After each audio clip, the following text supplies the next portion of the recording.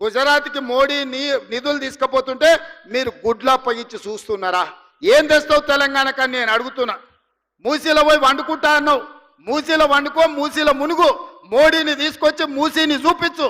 ఎంత దరిద్రంగా ఎంత కలుషితం అయిపోయిందో, కెమికల్ ఫ్యాక్టరీల నుంచి ట్యాంకర్లు వచ్చి ఎట్లా పోస్తున్నాయో, మూసీలో చచ్చిపోయిన మనుషుల కలేబరాలు, కొట్టుకొచ్చిన పశువుల శవాలు ఇవాళ నల్గొండ జిల్లా ప్రజల జీవితాలను అతలాకుతలం చేస్తున్నాయి.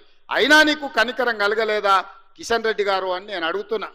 ఇవాళ బీఆర్ఎస్ వాళ్ళు బీజేపీ వాళ్ళు మూసీని అడ్డుకుంటామంటున్నారు. ఎందుకు అడ్డుకుంటారు, ఎందుకు అడ్డం పండుకుంటారని నేను అడుగుతున్నా. ఈ కాలుష్యాన్ని తొలగించాల్సిన అవసరం లేదా? హైదరాబాదు నగరం మరో ఢిల్లీ లాగా మారాలనా? ఈ కాలుష్యంతో మనం బతకలేని పరిస్థితి వచ్చి మళ్ళీ అడవుల్లోకి పోయి ఆది మానవుల్లాగా మనం బతకాలనా? లేకపోతే అధునాతనమైన నగరంలో ఈరోజు మనం నివసించాలనా? తెలంగాణ సమాజం ఆలోచన చెయ్యాలి.